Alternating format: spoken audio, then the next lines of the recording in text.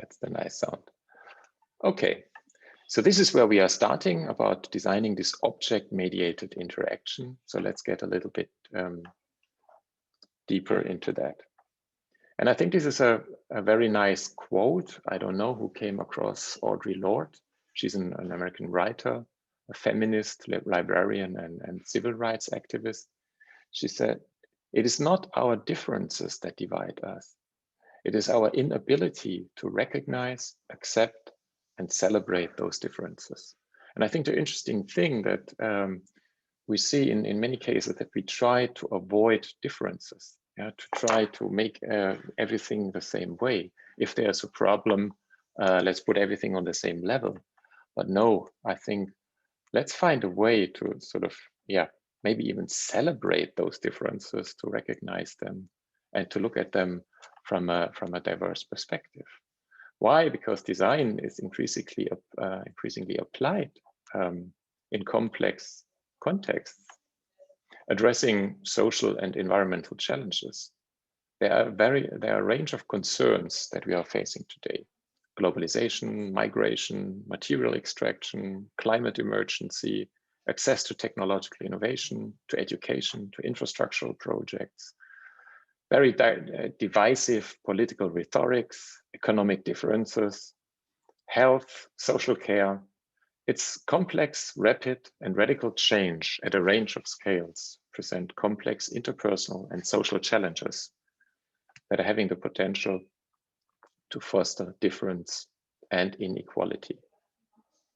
So what we're doing now is to try to turn our attention to matters of care in this project, design addressing difference to enable an empathic understanding, to bridge experiences and worldviews, and to create connections. So your task will be to identify a concern, a moment of crisis, to identify the actors involved, to explore the problem context, and then to sort of design a bridge. So as the designer, you will propose ways to facilitate difference, not to avoid difference, but to facilitate difference. To enable an empathic experience in a life situation through a designed object-mediated interaction, bringing together two or more individuals or communities. So it can be two people that never talk to each other, that never meet in real life, but it can also be two communities. If you are talking about the refugees, it might be a community, or the refugee community from Syria in Cologne. But it can be also an individual, actually. And there might also be a relation, what I think is super interesting, between a human and a non-human actor. So the question I think that we are going to address, I mean, we always think that design is a very powerful domain. And I think what we were asking in a process of preparing this project, and what we will address in this project: can design create new relations? Can design connect specific humans? I mean, this means humans we have in mind, very specific. Can design build bridges? Can design avoid silos and bubbles that people are in? I mean, just think of the terminology of the filter bubble and the alternative realities. I mean, people are living in alternative realities. How can we use design to avoid this? Can design, I think that's a broader question, transform social realities? And can design connect humans and non-humans? Those are very general questions, but this is something like a bridging sort of or framing that we are looking at. How we're going to do that? I think the first approach is to do this through empathy. Empathy is, I mean, what is empathy? I mean, you can sort of really go in depth in that. Empathy is the ability to understand and to share the feeling and the feelings of another. And as I mentioned in the beginning, designers are using empathical methods. So I think we will talk a lot about those notions of empathy, and just maybe use this as a starting point for your conversations as well. I don't want to open the platform right now due to the limitation in time. But I think it's good if you note down sort of what your ideas about empathies are and bring this in the discussion in the teams later on. Empathy, of course, is key in a user-centered or people-centered or practice-oriented design processes. I put in a typical design process. It refers to the design thinking project. I'm quite sort of critical to the terminology of design thinking, but nevertheless, I think it's key. It's a starting point, and it's also increasingly important in more than human or planet-centric design process. For me, it was very hard a couple of years ago when I first tried to empathize with a non-human being. How can I empathize with a stone or with a tree? But I think it's very interesting sort of to change this perspective. So this is what we are going to develop in the project, empathic processes and understanding. And while we are focused on addressing difference in this brief, the learning through this critical and methodological approach is transferable across a range of design contexts. I think that's important for you as well. And I think you are coming from a range of design contexts. So when we are focusing on empathy, this focus and understanding will be developed through design practice. I think we have many domains in psychology, for example, that are working with empathy, but let's look at it from design practice. Typically, this is observation, active listening, giving opportunities and time to people to express their position, ethnography, to really understand how people live in the world. Immersion is walking in the shoes of another person or a non-human being. So I think all of us are more or less familiar with this way of approaching a design project. So this project is built around the concept of empathy, of understanding empathy, specifically addressing those moments of crisis and concern that you will identify and you will work on. So I'm not a specialist in empathy as well. So this is one of the first benefits. We're going to share with you a talk of Lorraine Gammon. She's professor of design at the Design Against Crime Research Center at the Central St. Martin's. So she gave this talk for the students in London, and I think you can have a look at that as well. I think she brought up a lot of points in this 1 hour talk, but just to mention one thing, empathy has a cognitive component to understand, to take a different perspective, and to imagine the other. I think we are all quite sort of familiar with that, not only in design disciplines, I think in many other disciplines. But it has also an affective component to really identify with and to feel, and not only to emotionally respond, but also to emotionally relate. I think this is way stronger actually to engage and to empathize in a way. And so there's this author, Jamil Saki, who wrote the book, The War for Kindness. And he brought up another dimension actually. So this means the wish to do something about it.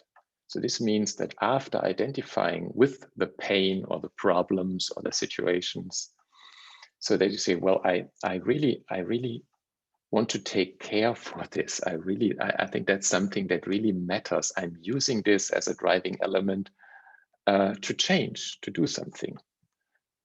So it is also a very high motivation. So therefore, empathy, not only from the designer in the process, but empathy, triggering empathy amongst people is something that we are looking at. So what you're seeing here, I mean, if you have ever dealt with empathy, it's pretty much like a standard overview or a standard empathy canvas. So we can use this if we're going to map empathy, yeah, and it has been translated also into a methodological tool. So who are we empathizing with? What do the people experience? What do the people see? We're listening to what do the people say? We're observing what do the people do, what do they hear, and then also if it's getting into sort of the inner part of the people, what do they think and feel, what are their pains and gains. So this means on the micro level, we understand the person and the individual. So we are taking off, if we want to deal with homeless people, we might sort of empathize with one person in talking with him, in observing him. But then very often in design, we need to abstract and generalize and to produce things and objects that are more applicable beyond the one that we've been analyzing. So this is 42 years ago when Patricia Moore in 1979, she was an anthropologist and industrial designer, not too likely combination in those days, wanted to understand the city and the experience of New York City as an elderly citizen. I think on the left, you see a photo of her in a newspaper. She doesn't look so much elderly, maybe like in her 30s. So what she said, I am trying to empathize in a way that I am dressing up myself, that I'm looking as an elderly person, and interact with the city and the human beings. So I will see that other people are perceiving me as well as an elderly person. So maybe they give priority to me, or they talk louder to me, or whatever. I think sort of this is this sort of contextual awareness. And of course, there are also, if you look at her legs, she created a setting that is harder for her to walk, glasses that it's harder for her to see. So that really different levels of emphasizing. So this also was a bit the beginning of universal design. And I think it had a big impact on urban planning and city design as well. So she was testing the perceptions and the accessibility while navigating in New York. So if you design for difference, let's go one step further, then I think the gap matters. There is something that is called the empathy deficit, and it has been defined as contributing to a social divide where empathy is not recognized and celebrated as an essential mental habit that should inform human actions. A researcher, Baron Cohen, suggests only 2% of the population experience what he describes as 0 degrees of empathy. No empathy at all. This has led to arguments about whether we should take more opportunities to increase empathy in the remaining 98% of the population. And I fully agree. I think we need to use the opportunity to address and unlock this empathy. Interestingly, the economist Jeremy Rifkin has made the case for this need to build empathy. He states that the pursuit of materialism stunts empathy, and fostering more of it could help people together, bring people together to cooperatively solve complex problems and lead to cultural and even social, political and environmental change. I mean, we're all talking about smaller communities and commons, and this is also all about sort of empathizing with others and making change happen. So building on design as a process to engage and tackle complex challenges and to train our practice and understanding of empathic approaches in our processes is when we are going to design for difference. And I think that's the micro and macro level pretty much. So if you are designing this object mediated interaction that allows the people to step into the worldview of others, this might be sort of just a small step, but this can make a bigger difference on another level. So what does this mean? I mean, if you just have 2 of the graphs that I've been just showing you, it means mapping, it means understanding and looking at the experience from 2 different sort of group of actors, from 2 worldviews, 2 positions and relations to something. Yeah, I mean, how do 2 different people relate to refugees? How do they relate to homeless people? How do we relate to queer people, whatever? So rather than you as a designer being the subject of the empathic experience, what happens very often, we are to design an empathic experience for other people to bridge a, let's call it a gulf of understanding. And interestingly enough, I didn't know this before, that this sort of symbol, the two brackets, is symbolizing a bridge in cartography. Yeah. So this bridge, this element that you're seeing here, is where you are designing. You are designing the bridging experience through the object and the object-mediated interaction of person A and person B, or person A and group B. And that's important. I mean, you are designing that. It's not you empathizing with a person. You have to empathize with the person anyway. But I think it would be really cool if you really could make it to then step one step back and say, no, it's not only me empathizing to make a proper product that improves the life of this person, maybe, or this group of person. But then you can step in and say, look, I'm bringing together two different types of people. Might be very small groups, might be sort of bigger groups. And if you design this interaction lets the one person understand the lived experience of another person. So you design an interface that mediates the broken empathy interaction through an object. So let's talk maybe about some examples. I don't know how familiar you are with that. And this is also something that we are asking you to do in the next days, to maybe collect some examples to make it a little bit clear what sounds so complex and abstract, because a lot of design projects have been realized in this context. So objects lets user experience some interpretation of what it would be to live with dementia. So this is what Dipeng was doing in 2015 with his dementia simulator. So he was creating a helmet that was restricting the movement, that was obscuring speech, that was creating a sense of claustrophobia. He was putting in a camera that is reading the faces, but replacing the face with a blurred image, so you can never really recognize the person. So this object was aiming at simulating dementia, not only on a cognitive, but also on this sort of affective level. So you have two actors, two people, person A and person B. So the patient maybe and the relative. Dipeng was working with doctors and patients to better understand and then transform this experience of dementia. Relatives can begin to understand the confusion and the anxiety that comes with the illness through this object-mediated interface. And then I'm very happy that this picture of this teeter-totter wall spoke so clearly to at least two of you, actually. So this is different, but I think it's still empathic. It's an object that encourages and creates new ways of human connections. It's a seesaw installation at the US-Mexican border.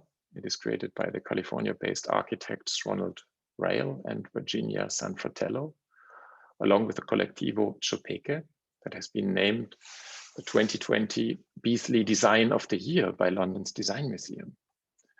It's very powerful. I mean, it's just a seesaw. Why can't this be Design of the Year?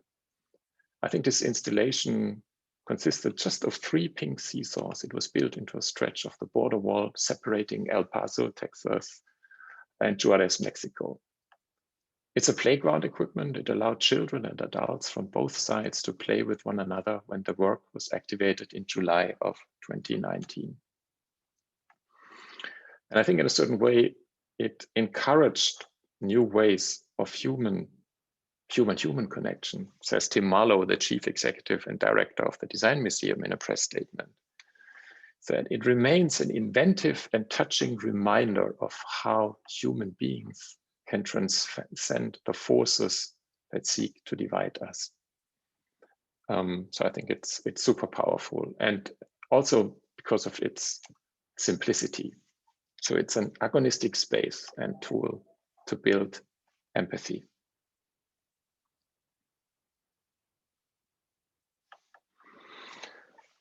Another example that we want to share is it's called Arranged. It's a game. that is forcing participants of the game to confront the struggles of an arranged marriage and other South African cultural norms. Like, what are they? It's, for example, skin whitening, secret boyfriends. So this gameplay involves a matchmaker trying to get the teenage girls married off to every boy she can find while they try to run away from her and a loveless marriage. You can do this by talking and having a career, gaining weight, being seen in the mall with boys or whatever, actually. So this is pretty much a game that not only creates empathy, but describes the situation, and just not through reading about it or through watching a documentary, you're pretty much in the shoes of this person. It has been realized in 2018 and then was what happens quite often with those projects, launched at Kickstarter and successfully sold. So this is the Homeless Vehicle project. It's also quite old. It is in front of the Trump Tower. Nobody thought of Trump becoming ever president at that time. It's by an artist, Christoph Wojcicko. So he carried out a sequence of interviews with the New York homeless people, learning about how they function by day and by night in order to survive and protect their belongings. So he was very interested in those who collected glass, metal, and plastic to sort of resale. Based on that, he was designing this multifunctional homeless vehicle, which reflected the real working and living conditions. So it's very different to the two examples that I previously shared with you, because this was also like raising awareness. Designers always want to raise awareness with an exhibition, with a poster, with a campaign, whatever. But this is really like an intervention in public space that raises awareness and gives the opportunity also to connect yourself, to relate yourself, and to talk to this person. And of course, it has been exhibited in many places. So that's another example that I want to show you. It's called Bees from Susana Suarez. So Bees is exploring how we might cohabit with natural biological systems and use their potential to increase our sort of perceptive abilities. So this object that Susana Suarez has created facilitates bees' odor detection abilities in the human breath. So the bees can be trained within 10 minutes using what we know, the Pavlov's reflex, to target a wide range of natural and man-made chemical odors and smells, including also biomarkers associated with certain diseases. Maybe you could use this as a COVID test, I have no idea. But the aim of this project is to develop upon current technological research by using design to translate the outcome into systems and objects that help people can understand and use, engendering significant adjustments in their lives and mindset. So if the bees are trained to smell, to detect a certain smell, and you're blowing into that, they're all going into this small bubble, either escaping or sort of breathing the smell. So it's a way to sort of create a relation with a non-human being. And I think after using this device, you will have a different relation to bees, depending on what the bees will detect. So the last example that I'm going to share with you, some of you might know it, it's from Thomas Thwaites. It's very hard to pronounce for me, Goatman. And Thomas was one of the 4 tutors also in St. Martin's in this project. How I took a holiday from being a human. So Thomas was pretty much interested to understand how the world looks from the perspective of a goat. So he tried to sort of course, as a human, you cannot just go to the goats. So first of all, just think of the picture that I've been showing you from the first ethnographic empathizing approaches in New York in 1978. He said, okay, I have to somehow limit the ways I can move. I have to limit the ways I can sort of look. And of course, I have to protect myself. And then he starts to live with goats starts to eat grass and so on. Of course, our digestion is different than the ones of goats. And this changes also his perspective of being human when he went back to the human society afterwards. So it's very interesting and impressive. So those are examples, actually. It might be a third thing. If you have a human being and you're bridging this human being to the perspective of a non-human actant, like I've shown you in the Goatman and the Bee project. So in this briefing, we're also discussing the non-human and non-human empathy. So this would be very interesting to explore and unpack.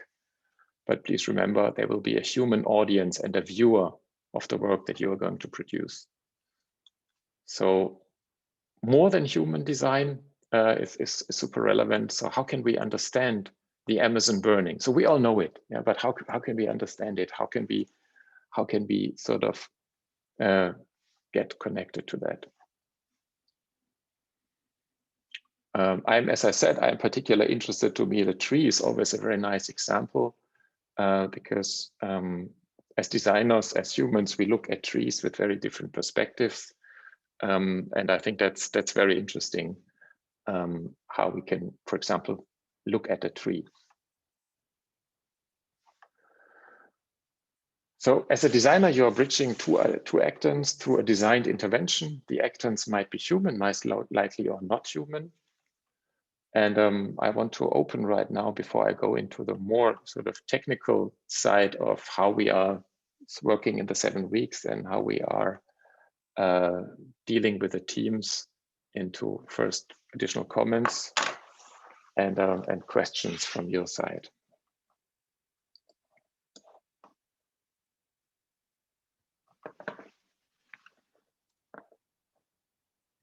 Just open your mic and shout, or I'm stopping sharing for a moment, then I'm seeing all of you. Do you have any immediate feedback, comments, thoughts? Philip, thank you for the presentation. It was really incredible. Yes. May I say just a few words about the issue? I thought it was particularly interesting, the perspective, the notion of the other that when you use the sentence of Lord, the destruction of the notion of the other that can be fighted through knowledge, knowing the other instead of building borders.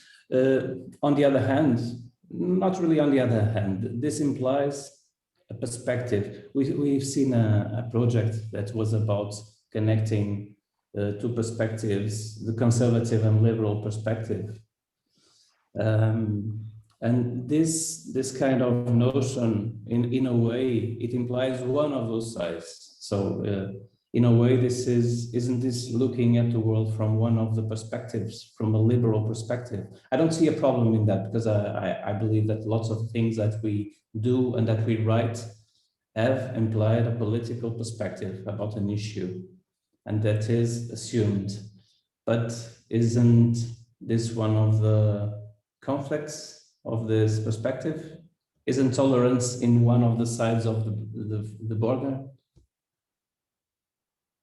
So that was kind of, I don't know if you want to comment on it. You mean me by you? Yeah, I don't know. Oh, everybody. No, I think it's a super important point. Yeah, I think it's a very good sort of comment. To put in, I don't know if I was completely clear, but to put our own perspective in question. And just another thing before I leave, and I leave the discussion to the others. I particularly like the Tita Tuta wall for some reasons. It is really direct. It is very concrete, and it has another feature, another characteristic that I find particularly interesting. It's not very moralist. It doesn't try to recreate a situation or punish you, putting you in a position of harm. In that perspective, I find it particularly non-patronizing, and it's really interesting because of that, how concrete and how simple it is in making that statement.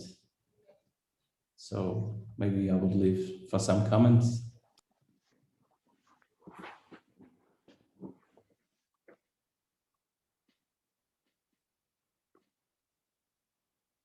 Any comments on that? We would really like to hear you guys. I want to start the debate. I really thought the presentation was very simple, very direct, very insightful as well. So that really opens up the discussion very easily. I believe, if I understood correctly, the designer should be quite neutral and try to consider all parts involved in this context. From what I see, that would be the best way to tackle this problem, whatever theme it might be. It really makes sense that the teeter-totter, the seesaw, how simple, despite how simple it is, it still carries quite a message. So I believe it is possible to be neutral and try to not be political about all the projects. But I think that is up to the designers to be careful on how they go forward, if I understood correctly. So I believe that's my point of view. Well, thank you for this contribution. I think this is a response actually to what Afonso said, also in terms of, I mean, of course, we have a worldview. We all have a worldview, and this worldview gives us a blind spot. I think we sort of all know this, and we have our values, and I think we should be open to other values as well. I don't know whether we can be neutral. I'm skeptical about being neutral, but at least we should sort of question ourselves, sort of step back. And I think this is an opportunity. I mean, we are two different cultures. I mean, German, Portuguese. It's different, but maybe not as different as we would work with a Maori in New Zealand, yeah, for example. But this would question our worldviews as well. So would you assume to be neutral? Would a person from the Maori in New Zealand as a designer not assume to be neutral as well? So I think we should use this as a reminder to say how neutral we are, how normative, how moralistic, and I think this is also why I like pretty much the subtitle of this book that I was sharing with you, Speculative Ethics in More Than Human Worlds. I mean, this is all about the ethics that are coming along with those questions that we're having with these matters of care, and this goes along with patronizing, because care goes along with patronizing. You have to take care for people. It's an obligation from the society. It's a moral obligation. You have to take care for the weaker people. This is one perspective, yeah, but I think we have to be super careful about this perspective, and maybe unveiling this through an through an experience of empathy might be a good opportunity. But I think that this project gives us and gives you the opportunity to come up with suggestions and discuss those questions along the way while you are sort of designing for possible interventions to address those frictions we are talking about. Yeah, I think we have set up a bit of a framework right now. This should help you. This should sort of guide the discussions that we're having. This should also help you to give hints and to give advices to the other students as well. It's not only the four of us that are saying yes or no or right or wrong. They are different worldviews, of course. Yeah, so just a comment. When I say neutral, I mean to not try to force a perspective onto somebody else, but be able to adapt and be versatile about everyone else. That's what I mean. Not to impose something first, but rather see all perspectives and then act upon the best way possible for everybody. That's what I mean. Yeah, I think it's very difficult to, I mean, I really understand what you mean, but how can we be neutral in that sense if we want to transform something. So I'm wondering, because we were just talking about, Mr. Heidkamp put it like this, we have like two opposite sides, and we as the designers play some kind of third role. But as soon as we start to play a role in this context, aren't we ourselves as designers have to take some kind of point in this situation?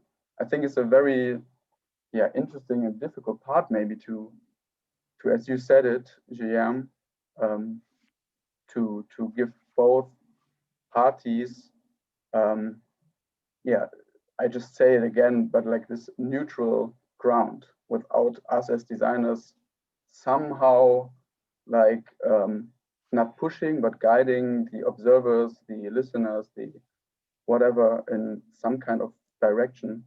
So I'm just posing a question now, or like critically looking at it, as how far we as designers are really neutral in that sense, or like you meant neutral.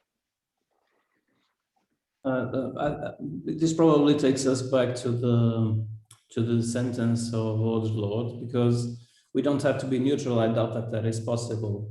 But if we have the notion that we are not neutral, that may help us to put ourselves on the other side and to understand. That was more or less my point, but this is not a dogma, obviously. Yeah, we shouldn't be neutral, but if we respect the non-neutrality of others, that's the key issue here. We have to be different because we are, but if we nurture the differences, that will bring us to another place, that will lead us to a different geography, a different way of thinking. What I thought also interesting in some of the examples of that Philip showed is that even the perspective of the designer can change, because or the type of materiality that it provides. So for example, the border wall in Mexico, it isn't a solution for the migration problem. It is just a quick reminder of what is happening. It doesn't solve anything, but makes us think about it.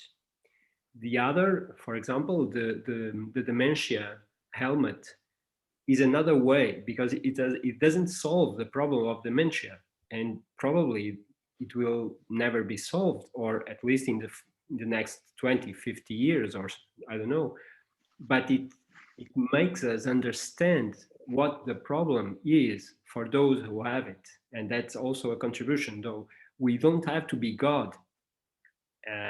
But if we narrow the gap between knowing and not knowing what means to have that problem, or to be fat, or not able to walk, or to see, or to experience some flavor, that would be a huge contribution to everybody. So the idea of solving an issue, right? Some decades ago, the design was described as being a problem-solving process. Now we know that it is not a problem-solving per se, but it is a raising awareness process also. So that, in terms of what you have as groups to reflect upon, on depending on your issues, it's about this. If you want to go to a solution, or if you go to a perception, or to, I don't know, that will really be interesting for you all. I think raising awareness is a very good sort of term. To me, the challenge in raising awareness is always that once my awareness for a certain thing is raised, for example, for the climate change, I want to do something. Yeah. Otherwise, I'm sort of closing the doors because I cannot do anything. I see there's a terrible problem, but how can whatever we do to raise awareness enable me to act, to decide? And I think that's the strong thing, that if we create situations that support the encounter of people, that raises the awareness, both I think on two levels. The photo of the seesaw is raising the awareness, but also sitting on the seesaw is raising the awareness. But I think to go down to this level, not to make a poster campaign of two kids shaking their hands or whatever, that raises the awareness, the people start to cry, and you can maybe donate €5 or whatever. But to think of the opportunity that you're sitting there and sort of getting in a very sort of natural dialogue with a person that could open up something, that could put yourself into action. Of course, using the seesaw itself wouldn't change anything, but I think this is the attempt to increase the level of empathy. And I think one underlying assumption is, and I think I've been mentioning this in the presentation, is the assumption is that raising empathy, I mean, this 98% of the people that can feel empathy have empathy at a very different level, but raising empathy then helps to address the problems actually. So I think raising awareness is really super important, but I think it's raising awareness in a very specific way through a sort of interaction between people that allows you to act, because otherwise you're just sort of consuming. Very often in design, especially in graphic design, awareness was raised and I just could consume it, and very detached from the situation. I could donate or whatever, or I could stop wearing fur, but in this case, I think it's super interesting to say, how can we sort of bridge the gap between two people? And of course, it's our decision to say which gaps are we going to bridge. I think this is the super nice exercise in this project as well.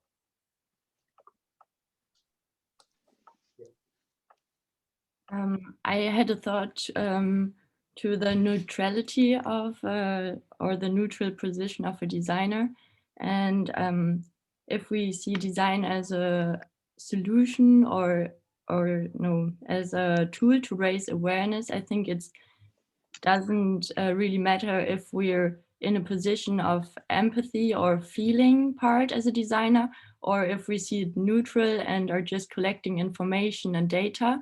It's just really important that we are conscious about in which position we are in at the moment, that there's always this feeling and thinking part that is like kind of bedingen, like interacting with each other, and there is nothing without the other one.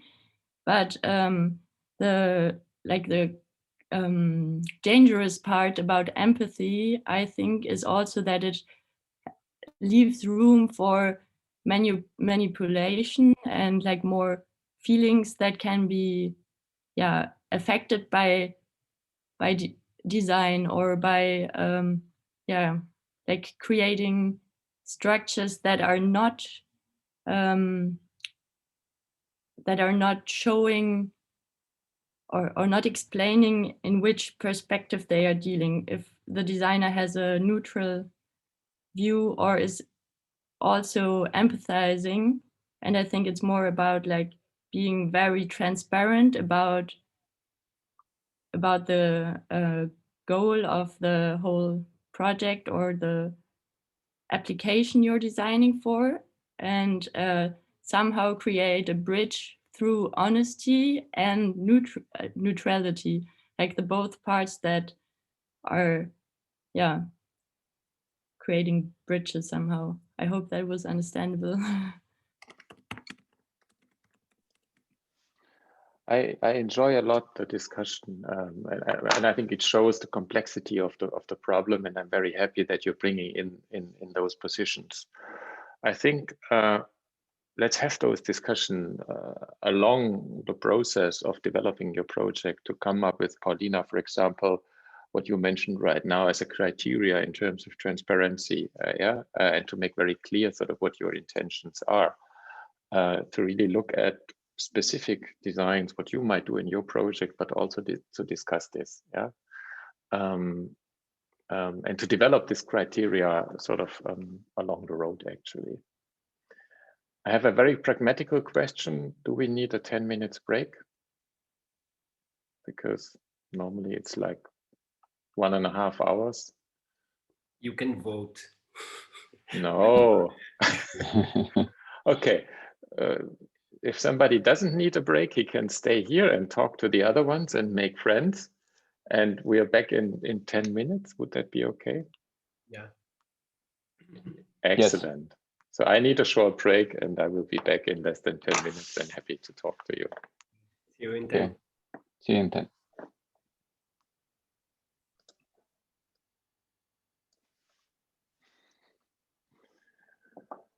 I think everybody's back right now.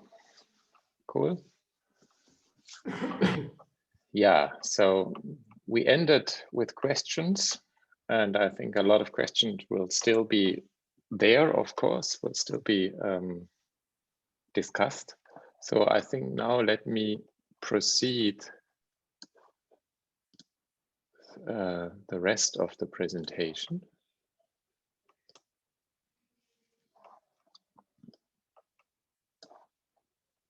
Here we go. Okay. How do we approach all this? So what will our schedule be? I think you all know a little bit about the schedule, that we're going to meet Tuesday morning, 10 o'clock German time, 9 o'clock Portuguese time, that you will have the Tuesday afternoon as an opportunity for you to meet and to discuss in groups. If there's any sort of short feedback necessary, of course, one of us would be willing to help you if something was not clear in the morning. We're going to design it in a way that we will meet groups every Tuesday morning, and we will also meet on Friday morning. It's a little bit unfamiliar for KISS students because in KISS normally there's nearly nothing on Fridays because we have the Friday presentation at 11 a.m. So this is why we are meeting at 9 a.m., what is a bit earlier for the Portuguese students, where we have an opportunity for you to sort of get in touch with us. And I think not all the members of the teams need to be present if you have other obligations, so that's quite fine. But let's look at the schedule, how we're going to approach the topic in the next 7 weeks. I mean, we're in week 1 right now. It's about researching and analyzing a little bit. I think you all know this from the design projects, and I think we will give you some more hints in a minute what we're going to expect from you, maybe to work on until Friday. And then there's the important moment to transition from the research and analysis to a design concept. I think this will be the moment where you know, okay, this is the situation and problem and friction that I want to deal with.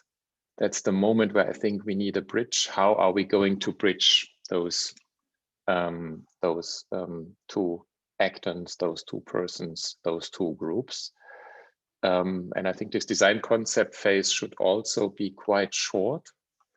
In London, it was even shorter. It was just 1 week, because we want to bring you very, very quick in the designing prototypes phase, so that you will have the opportunity to test and see if your assumption works out or not.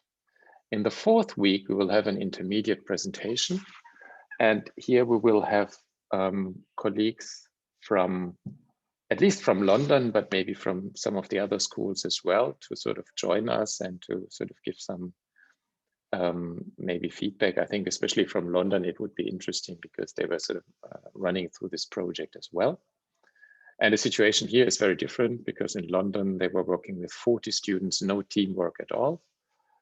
And they were split in 4 groups, and one group had sort of one tutor, and they were all master students. But they also had, in terms of prototypes, limited access to the workshops.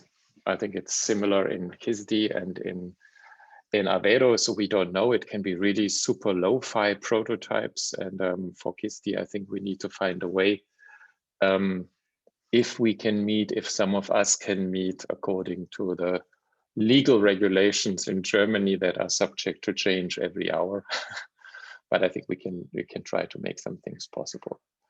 And I think this will be a phase of 2 weeks to work on the design and prototypes and iterating them, and then to finalize the prototypes, and then to draft for the communication and dissemination.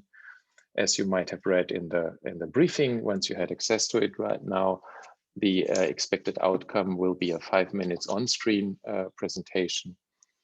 It can be a video, it can be something else. And in week 7, you should only work on how do I communicate, how I sort of disseminate the concept and the prototype that you have been working on.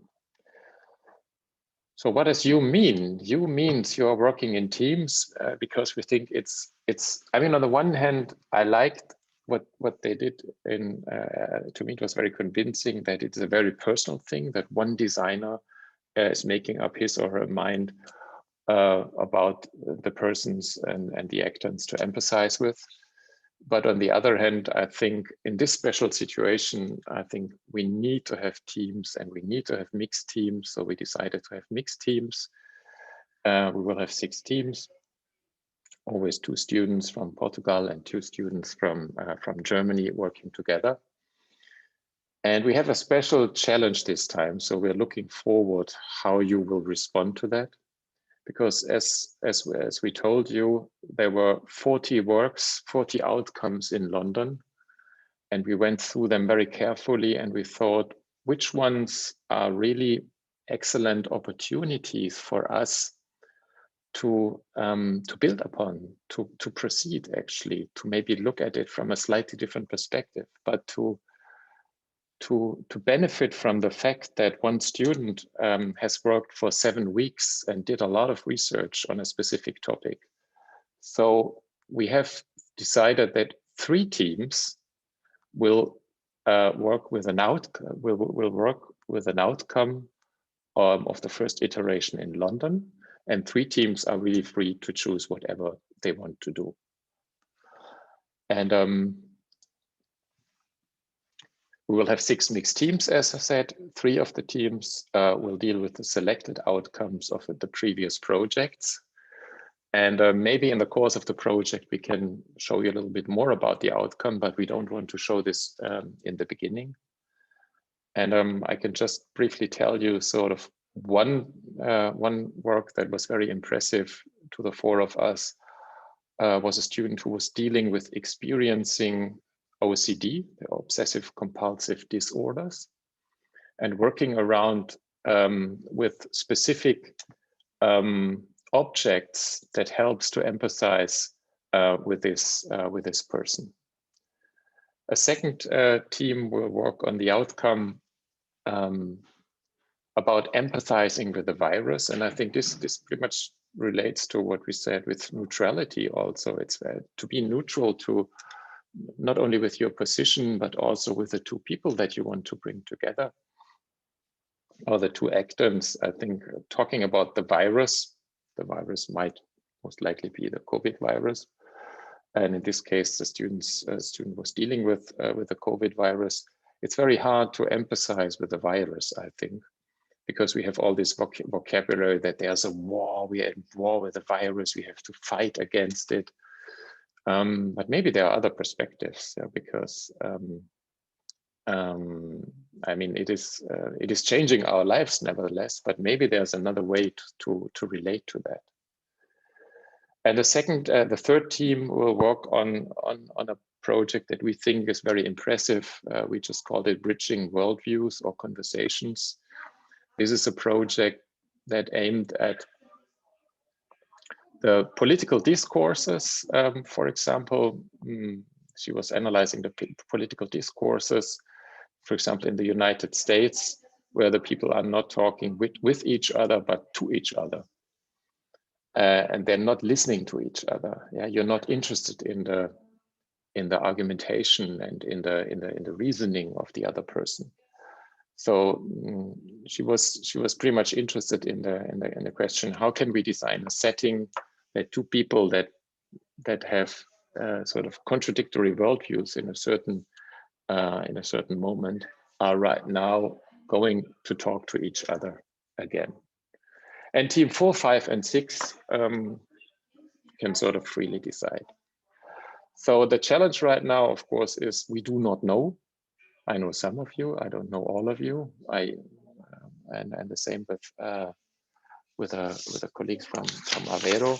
So we decided to make teams and to just throw you into those teams, and we're going to see what happens. So what are you going to do in the teams? So we have certain deliverables.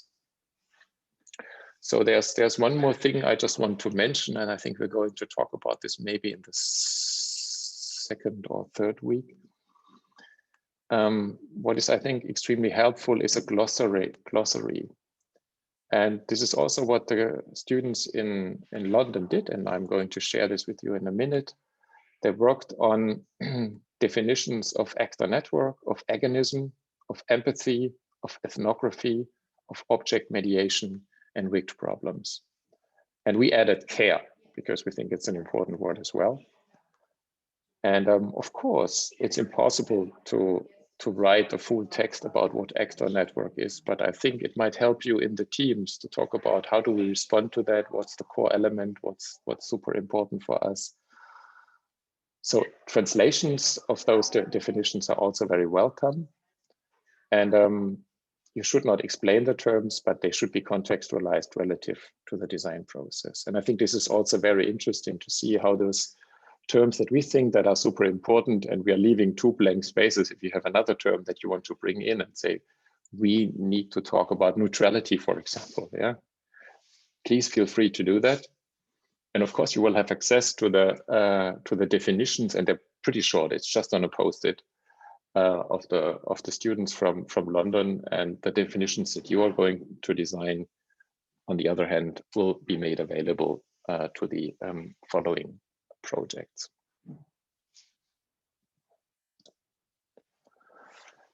And in the end, we kindly ask you to come up with a 5 minutes on-screen presentation, best a video. And I'm happy that I heard that some of you are working in animation and might be skilled sort of in media design. Otherwise, we'll find a way, but it could also be a self-running PowerPoint or Google presentation as this is. It should show the empathic object, detailing use communicated through scenarios of interaction.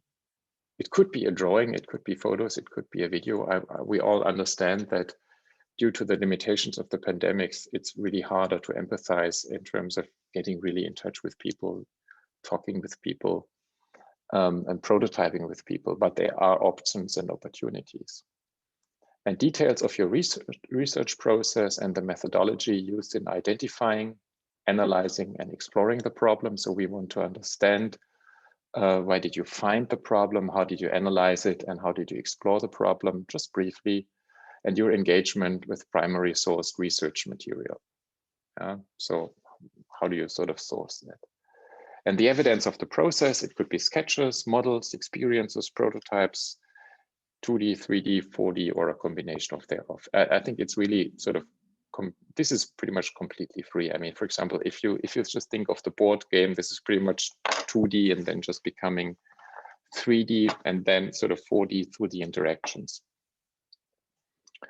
And then we need to have a 300-word caption in the end describing the work, and a series of key images communicating the object and direction for communication and dissemination online. By the way, this is something that the students from London haven't done. They just have one key image, but the word captions are quite interesting. And then a so-called 4-field map for your design. I don't know how familiar you are with the 4-field maps, but this helps you to understand sort of in which fields you would sort of see your work, but we can go into detail about that later on right now. So before we go into the go into the breakout rooms that I have to sort of set up, of course, we were creating a sort of Miro board. I hope you're all in love with Miro, and I can sort of put the link in the chat in a minute.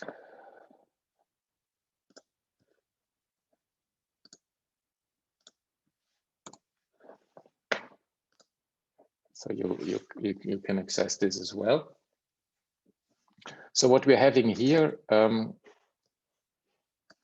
is, so here you have access to the brief that I shared on the KISS Spaces, the kickoff deck that you saw right now, that's the presentation. So you can download it and go through it again.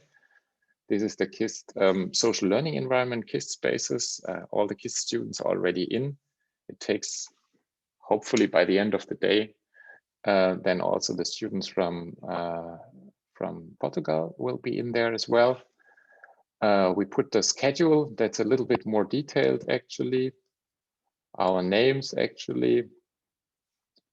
We're putting in additional information about the research process. Yeah, for example, I've been mentioning this 4-field map here.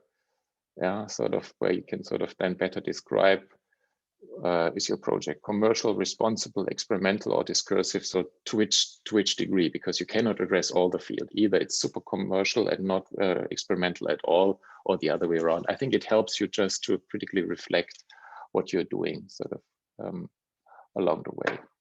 Here you find the resources, and we can put some additional resources there. So here's the work of IDO that I've been sort of briefly mentioning. Here's this Matters of Care book that's really hard to read and accessible, and 2 reviews of the publication, and a link to Design Against Crime Research Center. Here are some additional links. We try to make them accessible. Some of them are still behind the Central St. Martin's firewall. And maybe you will add other materials there as well. So here is the lecture that I can just recommend you to have a look at until Friday, about empathy from Professor Lorraine Gammon. She's from the Design Against Crime. And as I told you, I put out some maybe key aspects. So if you like to populate the board as well, just make a screenshot, or for example, here there's something like she's talking about the Empathy Museum. So I put the link of the Empathy Museum next to it. So let's use this board as a shared board where we can sort of share the comment that is valuable for all of us and important for all of us. Here's the glossary where the teams of where the students from London were working on, and here's ours that is sort of still empty, so we can work on that. And here we have some of the 3 projects that I've been talking about, where we want you to build on. And it's really not that you need to say, okay, this is the outcome, and now we want to proceed with the outcome. But those 3 projects that we think that are very diverse and inspiring and strong, I think they have a very strong position. The students were conducting a great research. And on Friday afternoon, the 3 students who were doing the projects will join our conversations, and you have the opportunity, and I think they will present it again and talk a little bit about it, and you have the opportunity to be in touch with them. And they would be super interested also to support you. I mean, this is what we sort of double check. They don't say, no, we don't want anybody to touch it. And I think they're super open to see what you're going to make out of it. I think at least you should start actually with a framing of the problem as they have been doing it, and then use this outcome. Because to me, and I think we discussed this, this is really a critical point that very often, I mentioned it in the beginning, you're doing a project and it goes into the archive and nothing happens. Yeah. And here we have the opportunity to build on the work of others. And the same thing will happen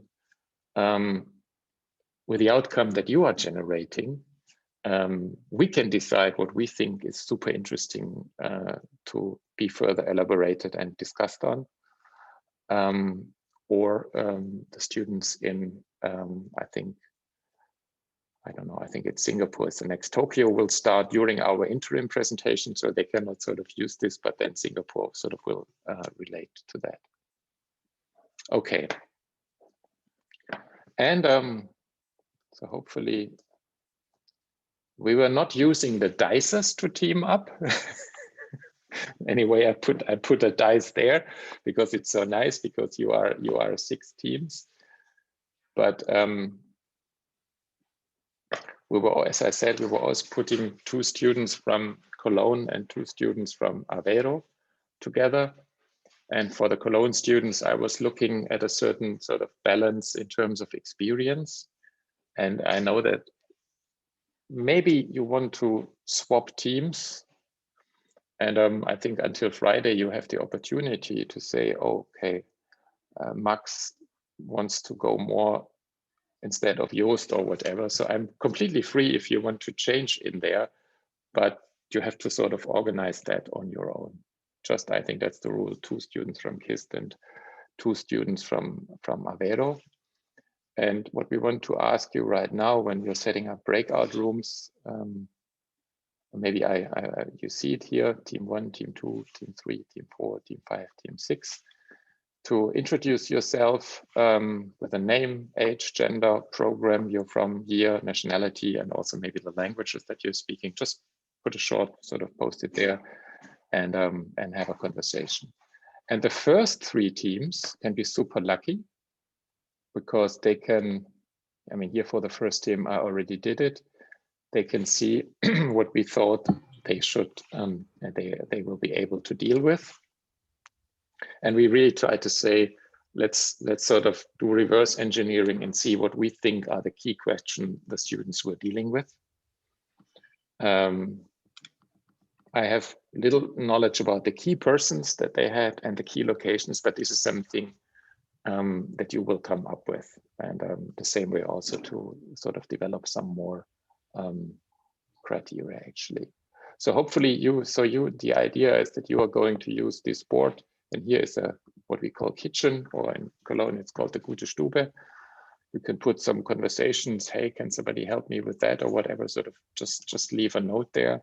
So I assume, so this is my experience in the last year, that most of the communication will be here on the board and not in the spaces. On the spaces, it's sometimes organizational.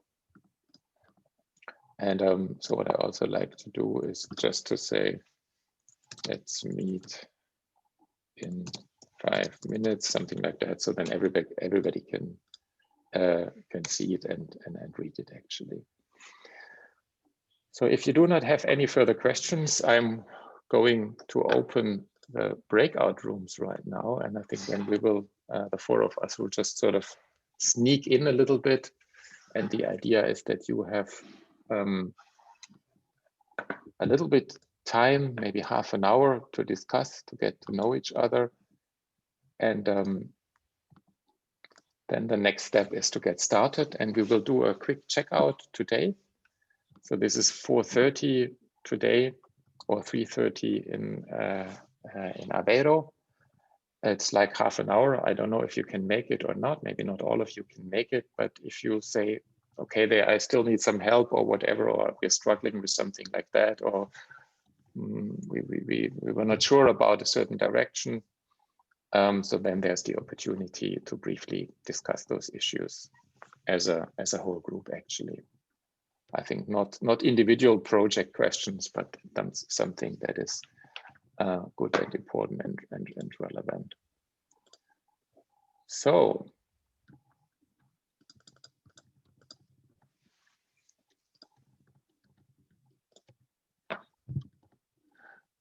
I am opening all the breakout rooms right now. And I'm also stopping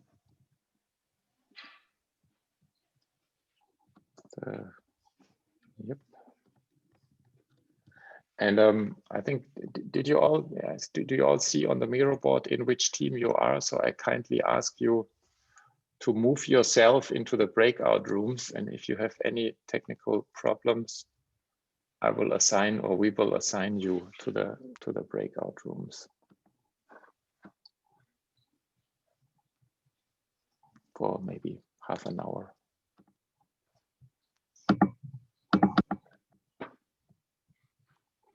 Philip, shall we visit the rooms or maybe leave the groups?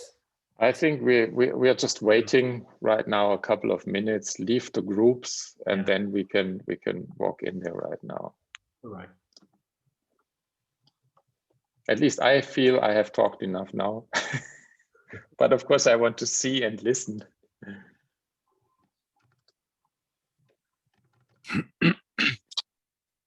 So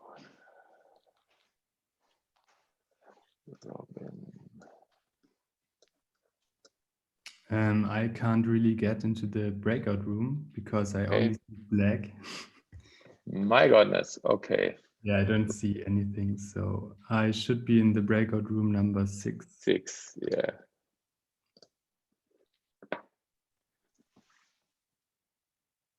Hopefully it worked.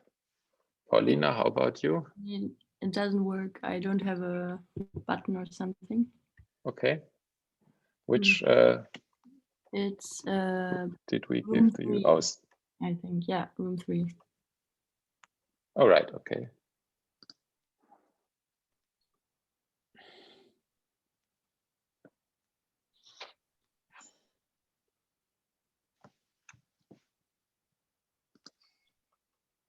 I think that only room 4 misses one.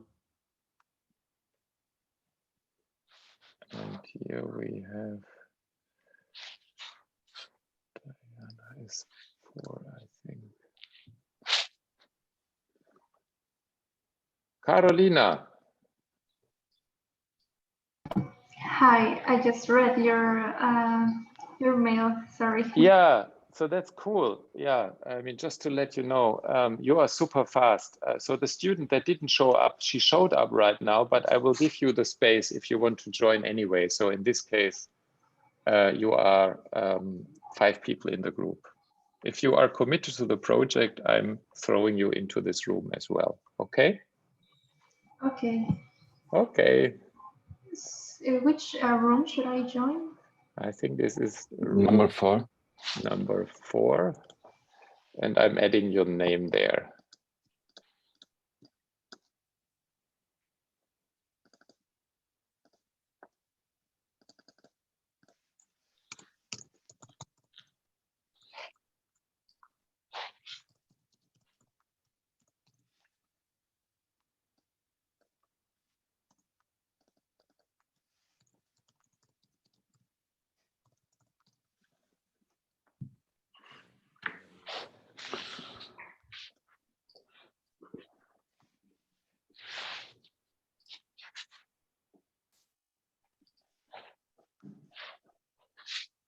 Done.